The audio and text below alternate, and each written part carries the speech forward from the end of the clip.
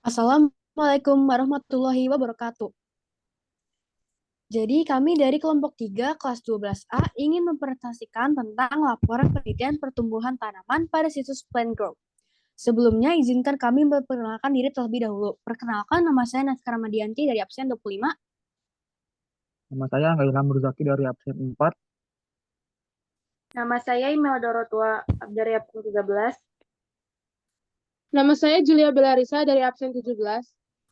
Nama saya Putri Theodora Zepanya dari absen 30. Dan saya Ridho Rizky Susli dari absen 32. Oke, jadi yang pertama-tama yaitu judul penelitian. Judul penelitian kami adalah pengaruh spektrum cahaya terhadap pertumbuhan tanaman, bayam, lobak, dan sawi pada situs web Plant Grow. Selanjutnya.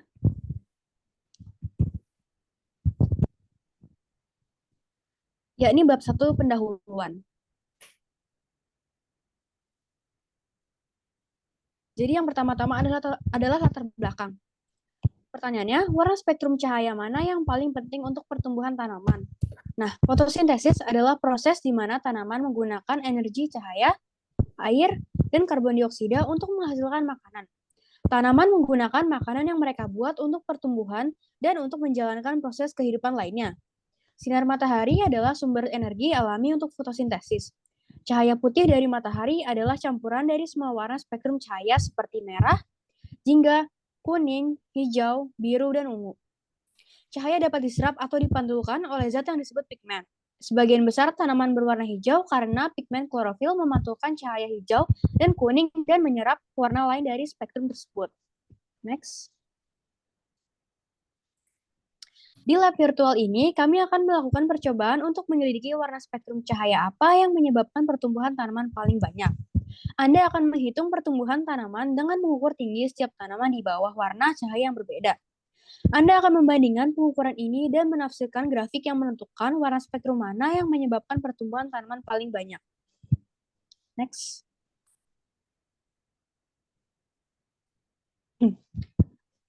Selanjutnya ini tujuan penelitian. Nah, yang pertama, lakukan percobaan untuk menentukan warna spektrum cahaya mana yang digunakan dalam fotosintesis sebagaimana dibuktikan oleh pertumbuhan tanaman. Yang kedua, mengukur pertumbuhan tanaman di bawah cahaya dengan warna spektrum yang berbeda. Next. Selanjutnya adalah prosedur atau langkah penelitian. Yang pertama, klik tombol video, tonton animasi untuk mempelajari bagaimana cahaya tersusun dari banyak panjang gelombang. Yang kedua, buat hipotesis tentang bagian spektrum cahaya mana yang menyebabkan pertumbuhan tanaman yang paling banyak dan bagian spektrum cahaya mana yang menyebabkan pertumbuhan tanaman paling sedikit.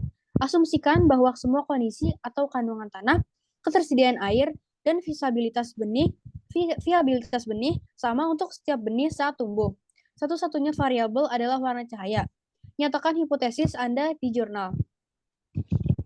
Yang ketiga adalah uji hipotesis Anda dengan memilih benih tanaman yang berbeda dan mengamati bagaimana tanaman tumbuh di bawah warna cahaya yang berbeda. Yang keempat, pilih jenis benih yang ingin Anda uji dan klik paket benihnya. Yang kelima, klik panah pada tampilan warna untuk memilih filter cahaya warna untuk setiap set 3 tanaman. Next.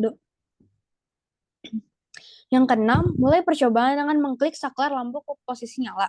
Yang ketujuh, amati pertumbuhan tanaman. Yang kedelapan, klik penggaris dan seret ke setiap tanaman untuk mengukur tingginya. Gunakan kalkulator untuk menghitung rata-rata tinggi tiap tanaman di bawah setiap filter cahaya warna. Lalu catat perhitungan Anda di tabel. Yang kesembilan, klik tombol atur ulang. Ulangi percobaan menggunakan filter cahaya yang berbeda dan jenis benih yang sama. Kemudian, klik grafik untuk melihat hasil percobaan Anda. Dan yang terakhir adalah setelah semua filter warna diuji pada suatu jenis benih, lakukan percobaan lagi dengan jenis benih lain untuk memverifikasi kesimpulan Anda. Lengkapi pertanyaan di jurnal. Nah, selanjutnya di sini saya akan menjelaskan hipotesis atau prelude dari kelompok kami. Yang pertama, jenis-jenis warna spektrum cahaya akan berpengaruh terhadap kecepatan pertumbuhan masing-masing jenis tanaman. Yang kedua, jenis spektrum cahaya merah akan menghasilkan laju pertumbuhan tercepat untuk masing-masing jenis tanaman. Dan yang terakhir, jenis spektrum cahaya hijau akan menghasilkan laju pertumbuhan terlambat untuk masing-masing jenis tanaman. Selanjutnya itu ada bab 2 dari hasil penelitian kelompok kami. Next. Nah, ini ada dokumentasi hasil percobaan pengamatan tanaman pada virtual web yang kami lakukan. Jadi gambar yang pertama itu ada percobaan pada tanaman bayam, gambar yang kedua itu percobaan pada tanaman lobak, nah yang terakhir itu gambar percobaan tanaman sawi. Tabel 1 yaitu pertumbuhan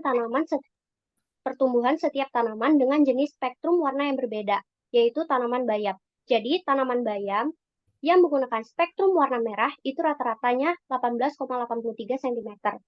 Tanaman bayam yang menggunakan spektrum warna orange itu rata-rata tingginya 14,83 cm.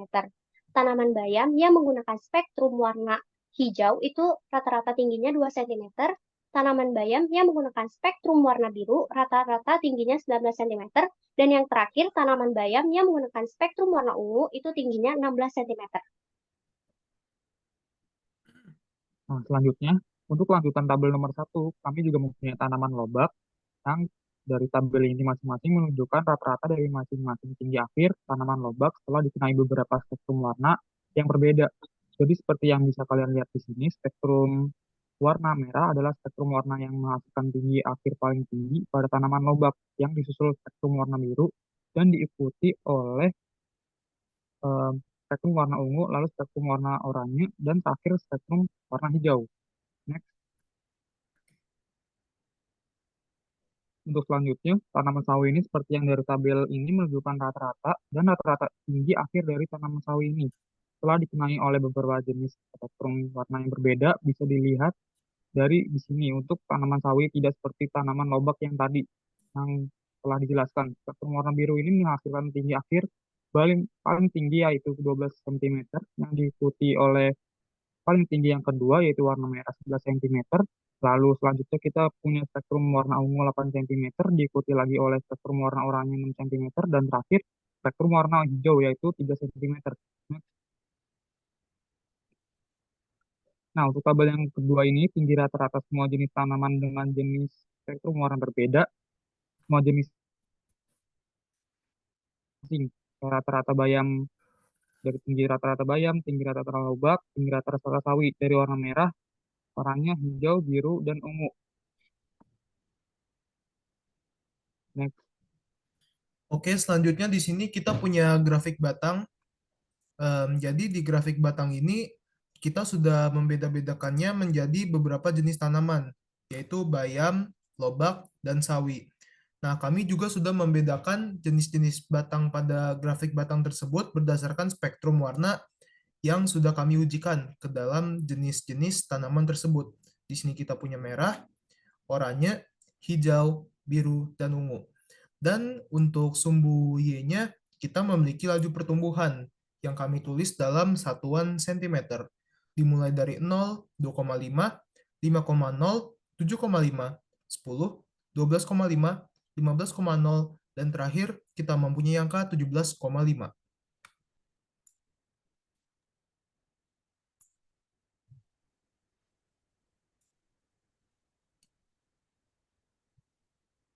Oke, oke. Di sini saya akan lanjutkan dengan pembahasan. Jadi, spektrum warna cahaya mempengaruhi tanaman yang berbeda-beda.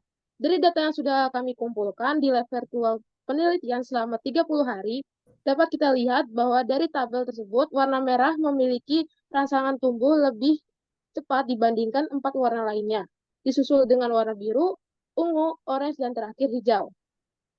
Alasan mengapa warna merah menjadi warna yang paling optimal adalah karena panjang gelombang merah atau spektrum cahaya merah berkisar pada 600 sampai 700 nm.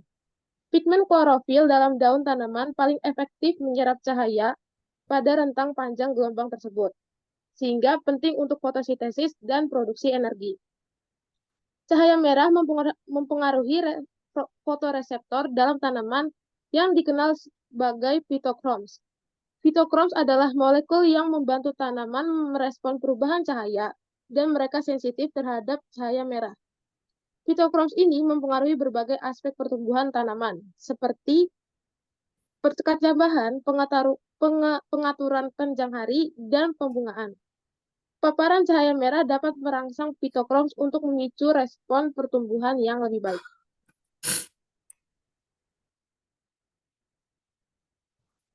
Oke, selanjutnya kita masuk ke bab 3, jurnal. Saya akan menuju pertanyaan pertama, yaitu buatlah hipotesis tentang warna mana pada spektrum yang menyebabkan pertumbuhan tanaman paling banyak dan warna pada spektrum tampak yang paling sedikit menyebabkan pertumbuhan tanaman.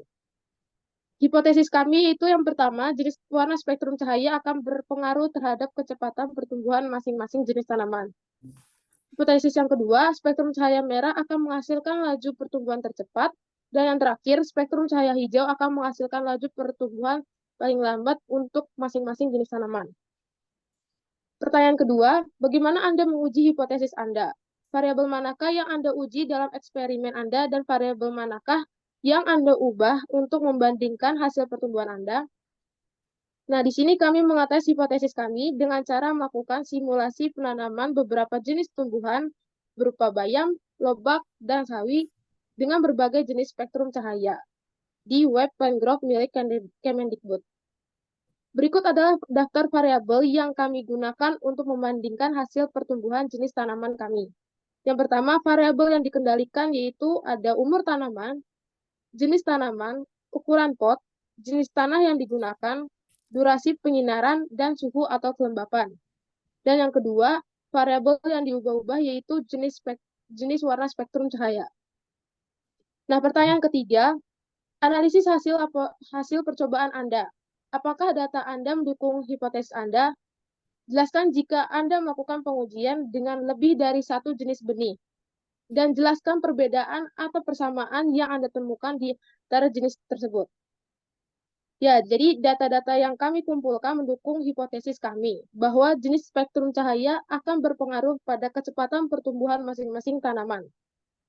Hal ini menyebabkan tinggi akhir dari masing-masing jenis tanaman setelah 30 hari akan berbeda-beda, karena warna spektrum cahaya yang digunakan juga berbeda.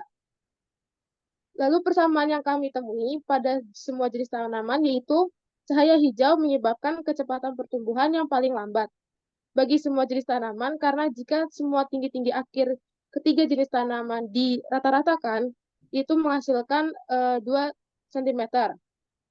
Yang kedua, tinggi rata-rata akhir lobak dan sawi dikenakan cahaya oranye sama-sama 6 cm. Persamaan yang ketiga, tinggi rata-rata dari lobak dan sawi yang dikenakan spektrum cahaya hijau, yaitu sekitar 3 cm. Persamaan yang keempat, tinggi rata-rata akhir dari lobak dan sawi yang dikenakan cahaya biru sama-sama berupa 12 cm. Dan yang terakhir persamaannya yaitu rata-rata akhir dari lobak dan sawi yang dikenakan spektrum cahaya ungu sama-sama berupa 8 cm. Nah, setelah persamaan yang kami temui, di sini kami juga menemui perbedaan, yaitu yang pertama, masing-masing jenis spektrum cahaya akan menyebabkan kecepatan pertumbuhan yang berbeda terhadap tiap jenis tanaman. Perbedaan yang kedua, spektrum cahaya merah akan menyebabkan kecepatan pertumbuhan tercepat bagi bayam dan lobak dengan tinggi akhir berupa 18,8 cm untuk bayam dan 13, cm untuk lobak. Dan yang terakhir, spektrum cahaya biru akan menyebabkan kecepatan pertumbuhan tercepat bagi sawi dengan tinggi akhir berupa 12 cm. Selanjutnya, pertanyaan keempat, kesimpulan apa yang dapat Anda tarik tentang warna mana dalam spektrum tampak yang paling banyak menyebabkan pertumbuhan tanaman? Setelah merata-ratakan tinggi akhir masing-masing tanaman dengan semua spektrum cahaya yang digunakan, rata-rata dari cahaya merah ialah 14,3 cm, cahaya orange ialah 9,6 cm, cahaya hijau ialah 2 cm, cahaya biru 14,6 cm, cahaya ungu 11,33 cm.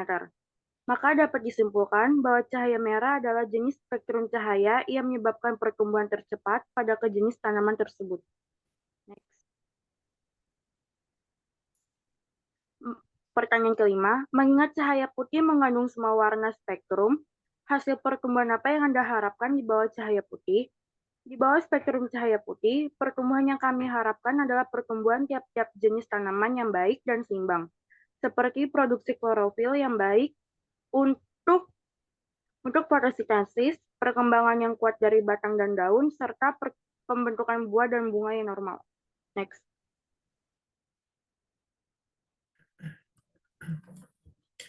Oke, selanjutnya di bab 4, saya akan membacakan kesimpulan.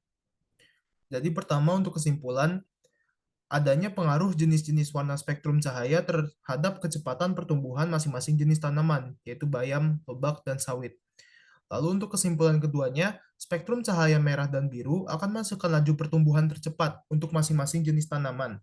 Spektrum cahaya merah akan menghasilkan laju pertumbuhan tercepat bagi bayam dengan tinggi akhir sebesar 18,8 cm dan lobak dengan tinggi akhir sebesar 13,1 cm. Sedangkan spektrum cahaya biru akan menghasilkan laju pertumbuhan tercepat untuk tanaman sawi dengan tinggi akhir sebesar 12 cm. Semua tinggi akhir tersebut merupakan tinggi akhir tertinggi untuk semua jenis tanaman jika dibandingkan dengan jenis spektrum cahaya yang lain. Lalu kesimpulan ketiga, spektrum cahaya hijau akan menghasilkan laju pertumbuhan terlambat untuk semua jenis tanaman, dan ini konsisten.